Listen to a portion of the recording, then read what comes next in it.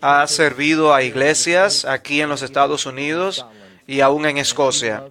Y ama predicar la palabra. Y estamos agradecidos para recibir de nuevo a la conferencia de Ligonier al Dr. Sinclair Ferguson.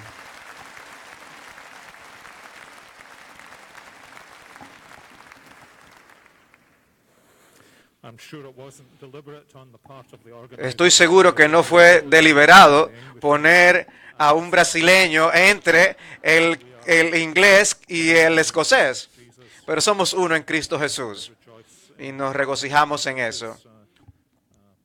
Es un privilegio y verdaderamente un placer estar de regreso a la conferencia Ligonier por más tiempo de lo que ustedes se imaginarán. Les pido que vayan a la carta de Hebreos, capítulo 12, para leer unos cuantos versículos allí. Quiero exponer ese pasaje para esta charla. Este es uno de los grandes pasajes del Nuevo Testamento sobre la gran reforma de la adoración. Hebreos capítulo 12. Y vamos a comenzar a leer en el versículo 18. Porque no os habéis acercado a un monte que se puede tocar, ni a fuego ardiente, ni a tinieblas, ni a oscuridad, ni a torbellino, ni a un sonido de trompeta, ni a ruido de palabras tal que los que oyeron rogaron que no se les hablara más, porque no podían soportar el mandato. Si aún una bestia toca el monte, será apedreada. Tan terrible era el espectáculo que Moisés dijo: estoy aterrado y temblando. Vosotros, en cambio, os habéis acercado al monte Sión y a la ciudad del Dios vivo, la Jerusalén celestial, y a miríadas de ángeles, a la asamblea general e iglesia de los primogénitos que están inscritos en los cielos, y a Dios, el juez de todos, y a los espíritus de los justos, hechos ya perfectos, y a Jesús, el mediador del nuevo pacto, y a la sangre rociada, que habla mejor que la sangre de Abel. Mirad que no rechacéis al que habla, porque si aquellos no escaparon cuando rechazaron al que les amonestó sobre la tierra, mucho menos escaparemos nosotros si nos apartamos de aquel que nos amonesta desde el cielo. Se me ha pedido que traiga reflexiones sobre algunas de las lecciones que podemos aprender juntos, por la gracia de Dios, de la manera en que los reformadores abordaron el tema de la adoración. Y quisiera que al hacerlo veamos unas cuantas formas. Hay 4 puntos principales, pero antes de venir a estos 4 puntos, es importante que pongamos algún contexto teológico e histórico en lugar de lo que ocurrió en cuanto a la reforma. Si ustedes preguntan a muchos de los cristianos protestantes ¿qué fue la reforma?, dirían, fue una batalla real. Y si luego preguntas ¿de qué se trataba esa batalla?, predominantemente, espero, la respuesta sería, fue una batalla sobre la justificación. Y ciertamente, en gran medida, eso es cierto. Pero si les preguntaras a los reformadores de qué trataba la batalla, ellos no solamente hubieran dicho que era una batalla sobre justificación, también dirían que fue una batalla con respecto a la adoración. Y ciertamente, ellos lo consideraban así por razones que nosotros no vamos a mencionar aquí, una batalla crítica sobre la adoración, y lo veían, esa batalla, como parte de una larga batalla que marcó al pueblo de Dios desde el huerto del Edén. Ellos entendieron que la narración que está en las páginas de las Escrituras era una narración que se podía entender comprehensivamente a través de los lentes de ver la historia como una guerra acerca de la adoración a Dios. Y esa guerra comenzó en el huerto del Edén y fue llevada a un momento crítico en la cruz del Calvario y en la resurrección de Cristo, y luego con el don del Espíritu Santo. Y luego venimos a su consumación final en el regreso de Jesucristo, en el establecimiento de la Nueva Jerusalén y la destrucción de la ciudad del hombre o la ciudad de Babilonia. Y esa guerra comenzó en las etapas primarias de la existencia del hombre en el huerto de Edén. Pero esa batalla, que fue una guerra histórica, ocurrió en el momento inicial en el que leemos después de la historia de la creación. Adán fue creado y puesto en el huerto, y claramente en las páginas del Antiguo Testamento esto viene a ser el modelo para el tabernáculo y el templo. Y él es llamado, como parte de su llamado a la obediencia y de su amor al Señor, a que guíe toda la creación en adoración. Adán, en ese sentido, fue creado para ser un sacerdote que guía y conduce y da voz, articula, siendo la imagen de Dios, la adoración de todas las criaturas y de toda la creación. Y parte de su tarea en eso, cuando él somete todo a sí mismo, es extender este templo del huerto hasta que llene toda la tierra. Aquello que se describe en los capítulos finales del libro de Apocalipsis, claramente era lo que debió ser el ministerio de Adán desde el inicio, de que la tierra estuviera llena del conocimiento de la gloria de Dios, como el agua cubre los mares. El día vendría cuando ya no habría templo, porque todo sería templo. Y aquí se le da este gran privilegio señalado por Dios como sacerdote de toda la creación, para expresar las alabanzas de las criaturas inanimadas y articular las alabanzas de las criaturas que tienen sonidos pero no tienen palabras, que guíe la adoración y la alabanza y la adoración al Señor. Adán fue creado para cumplir un ministerio que está descrito en el Nuevo Testamento como el ministerio del precursor, el ministerio del pionero, que trae todo aquello que está bajo su control a la presencia de Dios y les lleva a la presencia de Dios y la adoración en el nombre de Dios. Y desde luego, esto es significativo en Génesis capítulo 3. Leemos de las sutilezas y la sabiduría sutil, no, de la serpiente, que al final del día quiere destruir esa verdadera adoración de Dios. ¿Recuerdas a Pablo? Esos comentarios incisivos de los eventos de Génesis capítulo 3, cuando lo expone en Romanos capítulo 1, de que el intercambio de la verdad de Dios por la mentira, y cómo sustituyeron la adoración en vez de la adoración del Creador, adoraron la criatura. Y de allí, de esa última batalla, hasta la consumación de todo conflicto espiritual, desde ese punto en el que fueron arrojados del huerto del Edén, fuera del templo, como falsos adoradores, por el intercambio de la adoración de Dios por la adoración de criaturas, el resto de la narración bíblica es una saga de esa guerra. Y una vez más, en Génesis capítulo 4, entre Caín y Abel lo vemos, donde una vez más lo vemos también cuando ellos construyen la torre de Babel para quitar el trono de Dios y establecer la adoración del hombre. Y la maldición, y luego el éxodo. Las personas fueron sacadas de Egipto para que adoren al Dios verdadero. Y de manera que vemos cómo continúa esa guerra, esa batalla entre los falsos dioses y los falsos religiosos. Y eso se ve de tiempo en tiempo en la narración bíblica. Esa es la función de los profetas, cuyo mensaje a menudo es que el pueblo de Dios, por aquellos a quienes Dios dio la revelación de la verdadera adoración, Él quiere que aún en el antiguo pacto ellos adoren en espíritu y en verdad.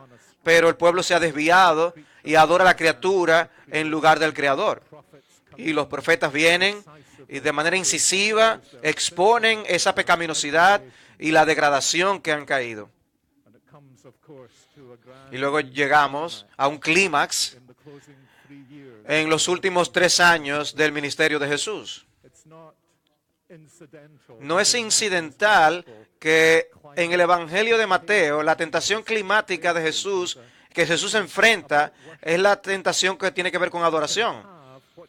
Él puede tener lo que Él vino a obtener en este mundo, que era los reinos de este mundo, pero solo a un alto costo de adorar una criatura en lugar de al Creador. Y es en ese contexto que Jesús pronuncia su manifiesto en Mateo 5. Estamos en un territorio ocupado por los enemigos. Voy a crear mi iglesia, mi eclesía, mi asamblea. De manera que toda la visión del Señor Jesucristo está enfocada en la mente que Él tiene en mente. Es su muerte, resurrección, ascensión, el envío del Espíritu y volver otra vez en majestad y gloria. Es para poder crear una nueva asamblea, la asamblea de la que precisamente habla Hebreos 12. Porque Jesús murió en la cruz para que Dios pudiera ser adorado correctamente otra vez. Y esta fue una de las grandes cargas de los reformadores, como sabemos. Sí, la batalla, había una batalla sobre cómo las personas son salvas y cómo viene esta salvación. Pero en adición, y aún como la meta que hay en mente, para que Dios sea adorado apropiadamente, conforme a su voluntad, conforme a su palabra, para su gloria, para nuestro bien y para nuestro mutuo placer. De manera, por ejemplo, en 1543, 44, cuando Calvino publica su gran obra sobre la necesidad de la reforma de la iglesia, él señala estos 2 puntos que son absolutamente fundamentales. La fuente de donde viene nuestra salvación y la manera en que Dios debe ser adorado correctamente. Y hace que lo primero de esto sea un siervo de lo segundo. De una manera que habla poderosamente a la iglesia del siglo XXI. Porque la forma evangélica es que considera la salvación personal como la gran meta de la economía de Dios. Pero como los reformadores dijeron sabiamente, todo el asombro de la salvación en Jesucristo, lo que nos da, esa salvación tiene una meta en mente. Para que aquellos que sean salvos le adoren en espíritu y en verdad. Pero lo que se perdió en el huerto del Edén, para que lo que se perdió allí sea restaurado en la asamblea que Jesús inaugura.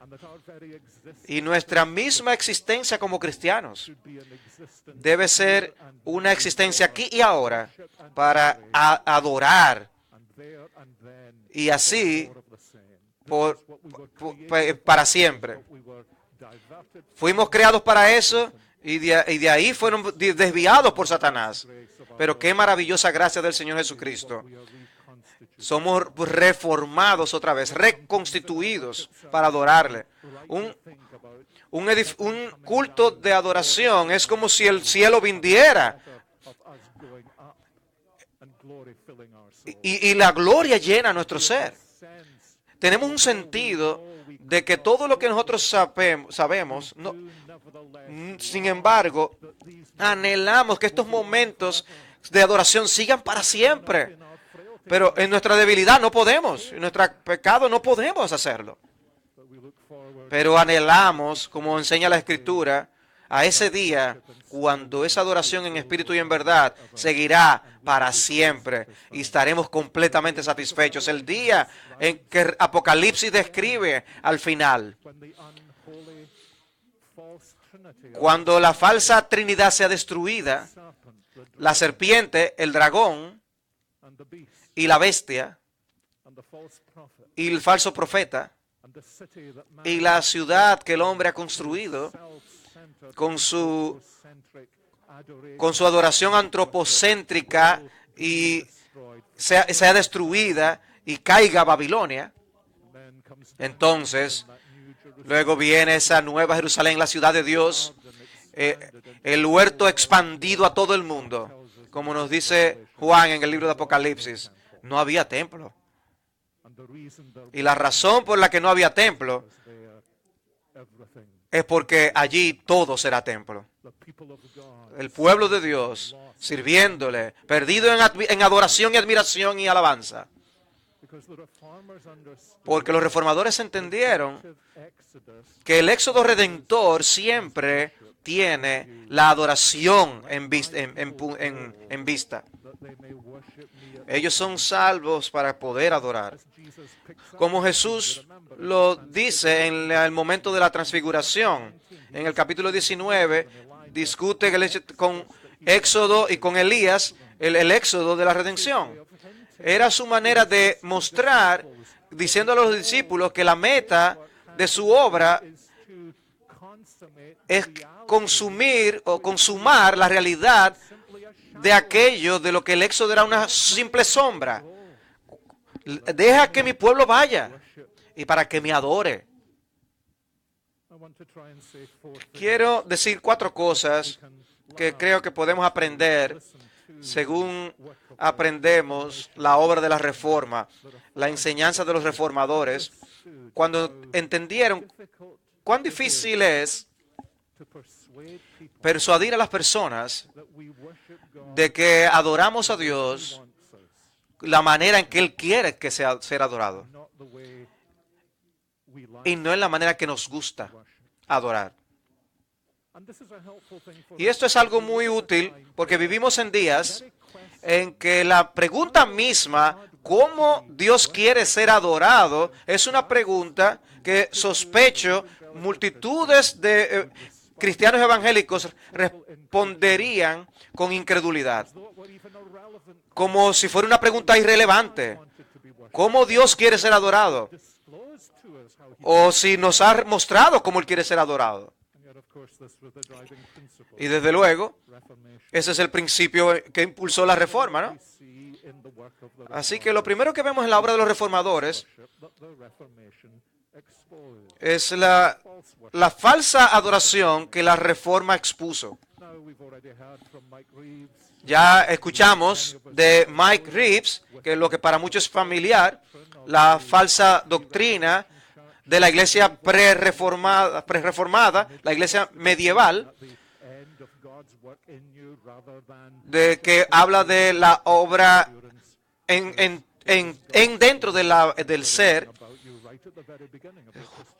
donde te da una declaración acerca de ti justo en el mismo inicio de tu vida cristiana. Vamos a enfocar la atención en una adoración, en asuntos de adoración locales. Cuando los reformadores vieron lo que enseñó la iglesia medieval con respecto a la adoración de Dios, una de las distorsiones más obvias de todas fue que la adoración había sido visual y sensorial y sensual en lugar de bíblica y espiritual. Estos versículos en Hebreos capítulo 12, la vieja forma de adorar era algo que se podía tocar en contraste con adorar en espíritu y en verdad, donde nada se puede tocar. Los cristianos hebreos, ellos no tenían edificio, no tenían templo, no tenían altar, no tenían vestiduras sacerdotales. No había nada tangible. Todo se concentra en lo que es mejor que lo tangible, a lo que señalaba lo tangible en el ministerio sacerdotal de nuestro Señor Jesucristo. Y una de las cosas que notaron es que la palabra de Dios era minimizada en los líderes de la iglesia y muchas veces vinieron a ser ignorantes y a veces orgullosamente ignorantes de la enseñanza de la palabra de Dios. Y el énfasis estaba en lo que se veía que vestía el sacerdote, lo que el sacerdote hacía, lo que hacía con sus manos, los gestos, lo que veía en el coro, cantando. Así que todo era tangible. Y eso era cierto aún en cuanto a los sacramentos. La gracia era una realidad tangible. Como algo, como si se podía ser algo infuso en ti mismo. Como si tomaras físicamente el sacramento de que Dios te dio gracias. Y eso podía mostrar algún obstáculo para que las personas recibieran la gracia de Dios, porque era una gracia tangible que tiene que estar aquí en ti. Y todavía el lenguaje que se utiliza en el protestantismo. Y no se sabe si hay tal cosa como gracia en los sacramentos. Y eso es lo que los reformadores querían apuntar. La palabra de Dios era escuchada. No las cosas que querían llamar la atención a la palabra de Dios escuchada, no las cosas visibles que podían ser tocadas. Y desde luego veían que esto fue lo que sucedió en el huerto de Edén. Ellos fueron guiados a una falsa adoración. La serpiente se mantuvo diciendo a Eva, sugiriendo, ¿qué tú ves?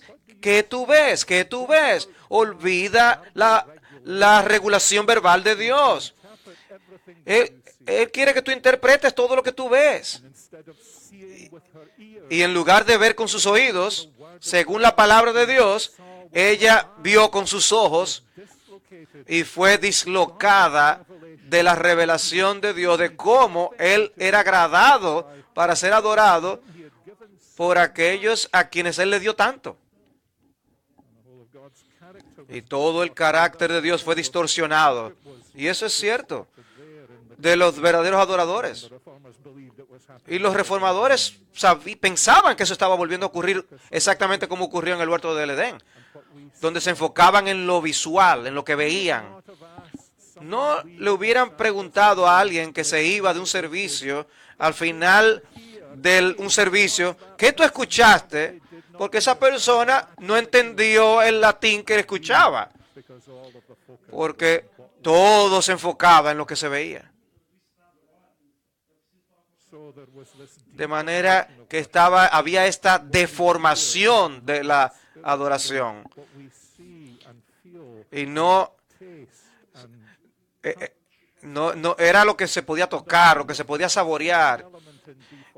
El segundo elemento de información es que la adoración inevitablemente vino a ser vicaria en lugar de ser congregacional. Tenía que ser así, porque solamente el sacerdote tenía el lenguaje de la adoración. Y los coros cantaban las cosas antiguas de la iglesia. Era una representación vicaria, que ellos decían las cosas en lugar de otros.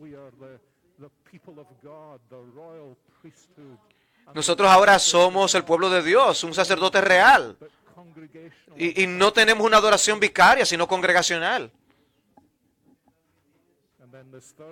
Y luego el tercer elemento, la adoración fue visual en lugar de verbal, vicaria en lugar de congregacional, justo enfrente de ti, en lugar de a través de ti. Y la adoración se hizo compleja en lugar de tener sencillez. Los manuales que se le daban a los sacerdotes eran casi como manuales para aquellos programadores de computadoras. ¿Qué tú haces ahora? ¿Qué tú haces después? ¿Por qué tú haces? ¿Qué tú viste? ¿Qué tú tocas?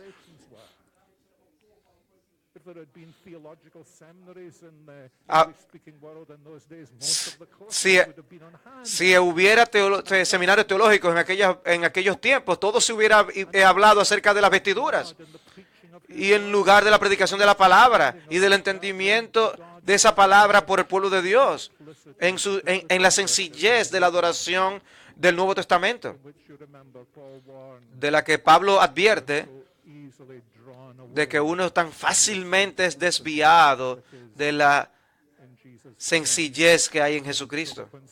De manera que cuando algunos de los reformadores aparecieron, fueron menospreciados como los apóstoles, porque nunca tenían la marca de un sacerdocio sobre ellos. Eran hombres ignorantes y no podían entender lo que era realmente adorar a Dios. Y los reformadores estaban fijos en esto. Cristo llamó a los apóstoles para que ellos dieran la palabra de Dios a la iglesia en los 27 libros de la Escritura del Nuevo Testamento. Y que era para esto, la revelación de Dios de lo que le agrada en la adoración. Pero ellos querían reformar la iglesia. Lo segundo que quiero que ustedes noten, que junto con esto, además de la exposición de la religión falsa,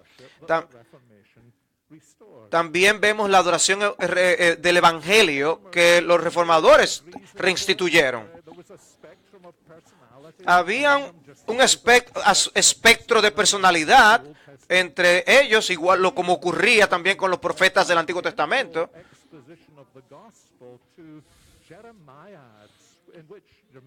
¿Recuerdan el llamado de Jeremías? Su llamado a destruir y a derribar a aquello que tenía que ver con la carne y plantar y construir y edificar.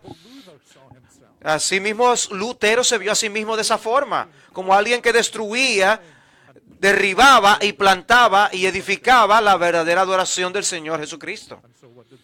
¿Y qué hicieron entonces? Regresaron a los fundamentos de la adoración. Pero la palabra de Dios debe ser proclamada y el nombre de Dios debe ser alabado. Fui criado en una ciudad en Escocia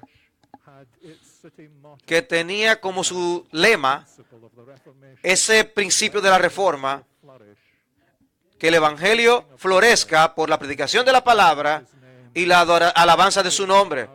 Los niños ahora solamente saben el lema, dejen que Glasgow, la ciudad de Glasgow, florezca.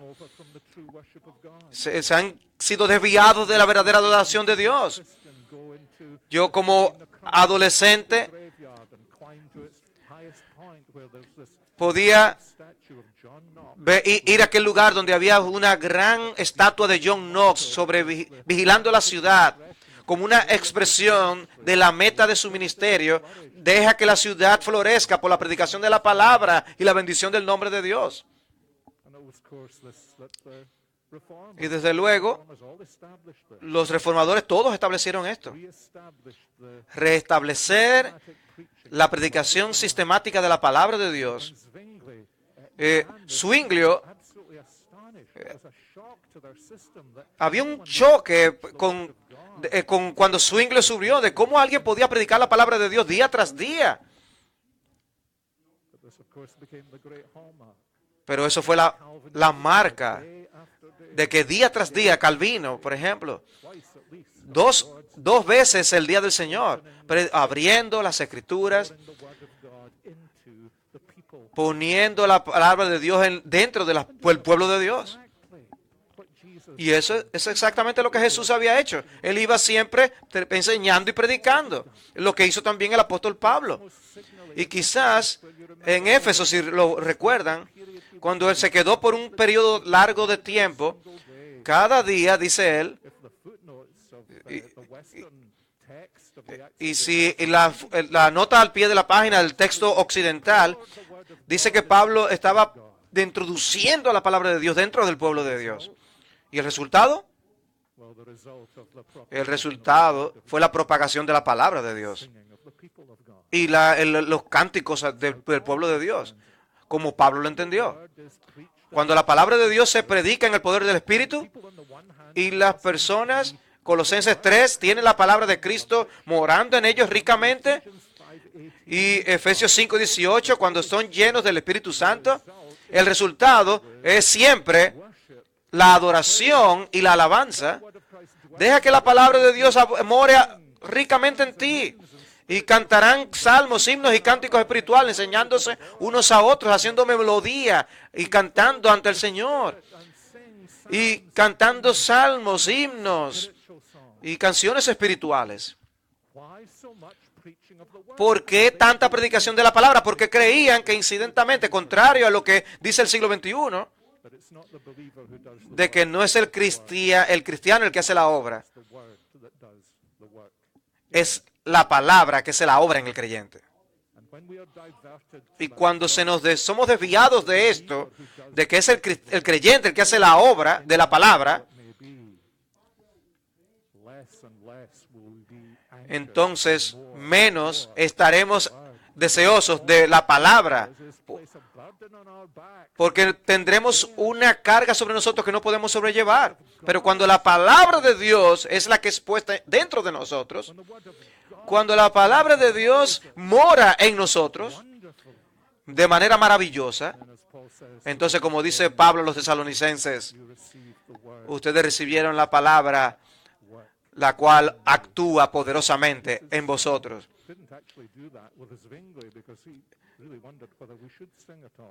Zwinglio, viendo lo que ocurrió con los cánticos en aquellos días, él no estimulaba mucho los cánticos, pero Lutero y Calvino, sí. Calvino produjo algunas versiones de los salmos. Lutero, 1523, él había entendido que la iglesia necesitaba un himnario que tuviera himnos antiguos y trabajar otros salmos de otra manera y escribir aún sus propios himnos.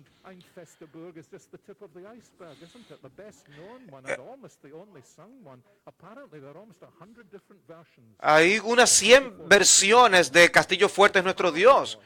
Ese es quizás el pináculo de esta obra de Lutero, ¿no? Pero hay otras docenas también, salmos e himnos. Me parece que muy claramente Lutero, que no era ni la mitad del pensador sistemático que Calvino fue, era más sistemático para escribir himnos. Y si tú revisas esos himnos, es bien notorio que el foco, en gran medida, de los artículos del Credo de los Apóstoles estaba allí, que él canta acerca del texto del Credo. Canta acerca de lo que significa que Dios es tu Padre y protector. Canta acerca de la venida del Señor Jesús y de su ministerio y de su pasión y de su resurrección y de su ascensión y de su regreso con majestad y gloria. Canta de la venida del Espíritu Santo y de la convicción del pecado y del crecimiento en la vida cristiana y de partir de este mundo en fe y de estar con Cristo en el cielo. Y aunque yo creo que es cierto que a menudo asociamos a Lutero con experiencias subjetivas, hay muchas experiencias subjetivas, él miró a todo lo que Dios había hecho en su gracia, que él levantó su corazón y había adoración y alabanza que surgía de su propia experiencia de lo que Dios estaba desarrollando en él de una manera maravillosa. Samuel Taylor Coleridge, a quien algunos de ustedes sabían que la rima lo que Lutero hizo con los himnos fue similar a lo que hizo con la Biblia alemana también. Muchas personas en Escocia, muchas personas en Brasil, muchas personas en los Estados Unidos de América y en Canadá y en cualquier lugar deben mucho de la teología que tienen, no solo por los sermones, ni por venir a las conferencias de Ligonier, ni por leer libros cristianos, sino por lo que cantan. Y Lutero quería que quitar esa adoración distorsionada y que en el poder de la palabra, dentro del corazón, sacar de adentro hacia afuera y revertir ese intercambio trágico que había sido hecho de adorar la criatura y de adorar de la forma como la criatura quería y transformar esto a una adoración a Dios como Él quiere ser adorado y como Él quiere que se le acerque a través de Jesucristo por el poder del Espíritu Santo. De manera que comenzaron a restaurar la verdadera adoración a Dios por la predicación de la palabra, por la alabanza de su nombre y la exposición de la verdad, orando en el poder del Espíritu. Y cuando Calvino fue a Ginebra, él vino a ser más sabio del quien al principio él era. Y él aprendió algo. Y él dice, cuando yo vuelva, los miércoles van a ser el día de oración. El ministerio de la palabra, la exposición del evangelio, la alabanza de Dios debe estar ungida por las peticiones del pueblo de Dios. Y él vio ese patrón en el Nuevo Testamento. Del pueblo de Dios oraba que Dios descendiera. Dios, por favor, ven, desciende. Y su adoración dejaba tal impacto extraordinario que se repitió lo que anteriormente Ignacio dijo a sus compañeros. Es nuestra adoración lo que va a destruir los templos de los ídolos. Si fue cierto eso entonces, ciertamente eso es cierto ahora. Pero en tercer lugar, ¿qué advertencias podemos nosotros tener de la adoración restaurada? Este libro que se publicó sobre acerca de la juvenilización de la iglesia, la manera en cómo las organizaciones paraeclesiásticas guiadas por jovencitos ahora han provisto a la iglesia, a los líderes en la iglesia, que han juvenilizado o hecha joven la adoración y han traído las experiencias que han tenido cuando eran teenagers o adolescentes. Y esto es un impacto profundo. En el sentido, el asunto es más profundo de lo que se imagina. Porque volvemos a los asuntos de la reforma. Porque en muchos lugares, quizás no en tu iglesia, pero en muchos lugares, quizás de una manera dominante en círculos evangélicos, mucha adoración se ha convertido en algo visual en lugar de verbal. Hay algo visual en la adoración. Cristo dice, debe haber algo visual. El bautismo y la cena del Señor. Cuando tú le preguntas a un cristiano promedio, ¿cuántos bautismos se han visto en las últimas semanas en su vida? ¿Y cuántas cenas del Señor han visto en las últimas 3 semanas de su vida? Ellos se preguntarán, ¿y por qué tú aún estás haciendo la pregunta? Porque tenemos nuestras propias cosas visuales. Así que entender las cosas visuales de Dios y en la palabra de Dios se ha convertido en algo incidental para nosotros. Yo vi una fotografía. Esto es Escocia. Escocia. ESCOCIA. Una tierra de la Reforma. Una fotografía en un periódico local en la ordenación de un nuevo ministro de una iglesia presbiteriana. Había otros ministros del presbiterio y dos cosas me llamaron la atención.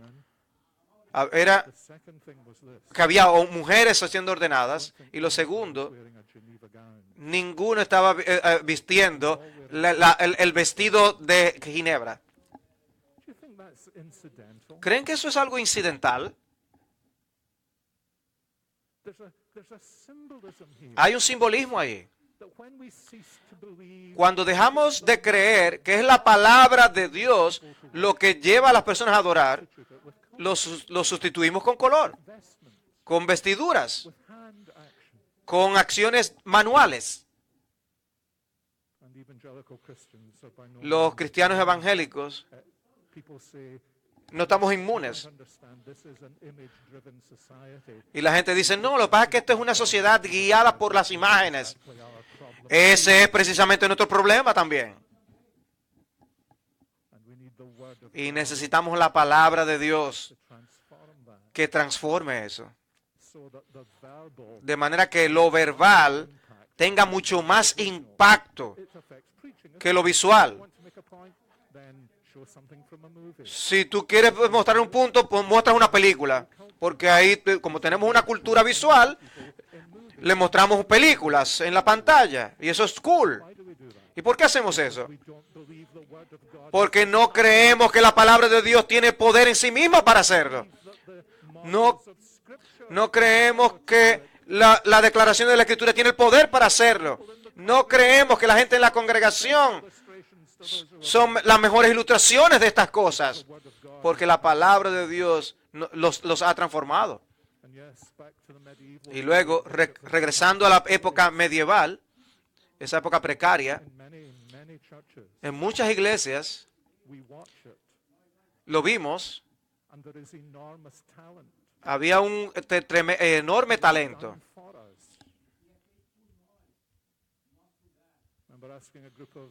Recuerdo preguntar a un grupo de ancianos,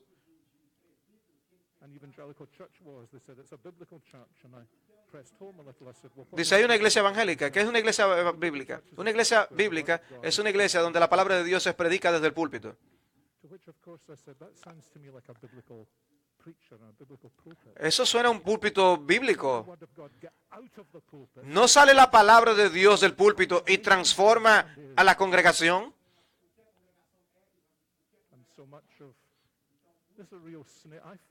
Yo encuentro una batalla en mi propia vida. Yo canto las adoraciones, las alabanzas escritas por otros y mi vista se enfoca en lo que han escrito para mí y no en aquel de quien se escribe. Yo amo esto. Yo les puedo decir cuántos de los grandes himnos de la iglesia constituyen lo que yo soy como cristiano. Yo los amo mucho, pero cada vez hay una batalla de que no estar mirando simplemente la letra por causa de sí misma, sino porque me muestran a Dios. De manera que mi propia adoración, aunque sea la mejor, puede todavía ser precaria. Pues es adoración. Yo puedo estar adorando incluso la criatura, el escritor del himno, en lugar de aquel de quien habla el salmo. La serpiente no es llamada astuta por nada.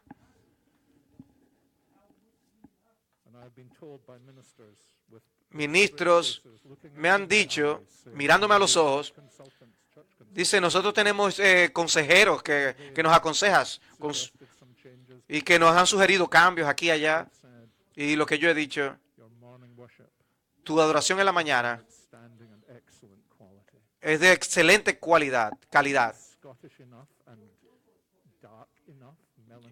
¿Soy yo suficientemente melancólico, escocés?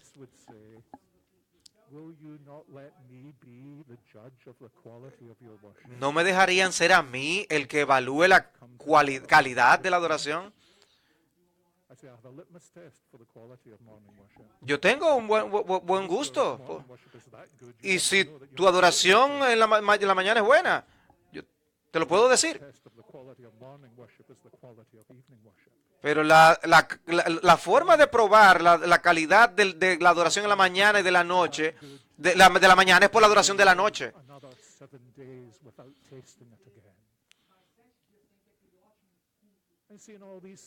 Todas estas maneras sutiles, nosotros podemos condenar la iglesia medieval, pero la serpiente es más astuta que todas las bestias del campo. Y él tiene su manera no de atraparnos, ¿no es así? Hasta el punto en que nuestra adoración puede venir a ser bien compleja. La tecnología es una gran herramienta. Y una de las cosas extraordinarias que ha ocurrido en los ministerios Ligonier es que es buen uso de la tecnología. Pero tenemos que tener cuidado de que el siervo no se convierta en el amo. Es mi propia opinión. Yo creo que Calvino y Lutero y vinieran a algunas iglesias y vieran los himnarios. Dicen, no, nosotros no usamos himnarios, lo que usamos es la pantalla. Pero en muchas iglesias, ¿qué te dice esa pantalla? Un versículo. ¿Qué es lo que hace el himnario? Te dice cuál es la categoría del himno.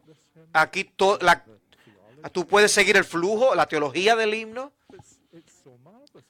Pero es maravilloso. Yo creo que algunas iglesias, para persuadir a las personas,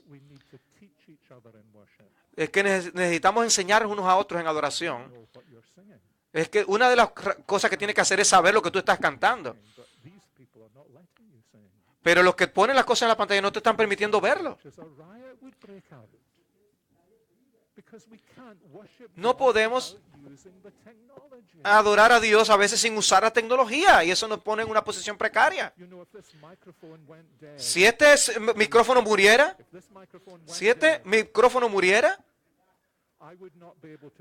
yo no podría proyectar mi voz hasta el fondo de este salón. Spurgeon sin problema lo hubiera hecho.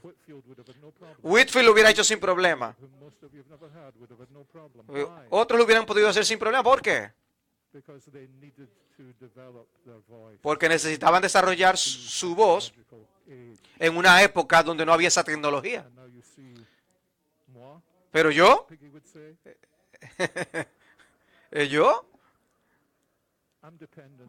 dependo de esto. Y ni siquiera lo noté al ocurrir. ¿Ven? La tecnología puede ser un gran siervo, pero también se puede ser usado de una forma insidiosa para cegarnos de lo dependientes que somos de la tecnología sin ver cómo ha ocurrido. Si tú tienes una responsabilidad, si estás en una iglesia donde usan la pantalla, tú deberías comprarte un himnario. Tú debes buscar darle a los nuevos miembros un himnario.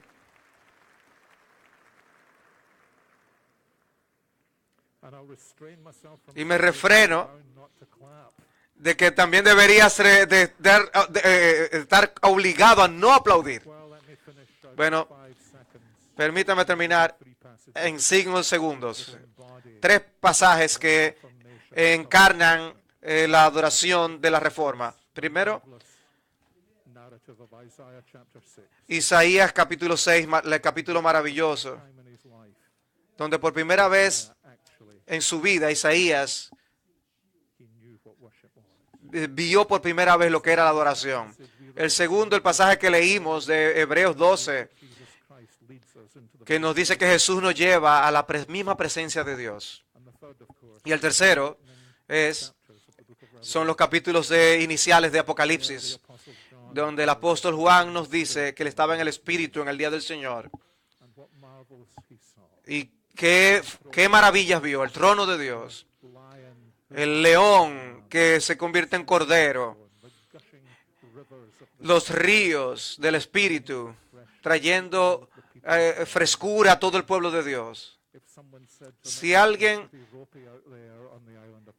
que si alguien le dijera que lo iba a sacar de la isla de Patmos, le diría, yo he probado algo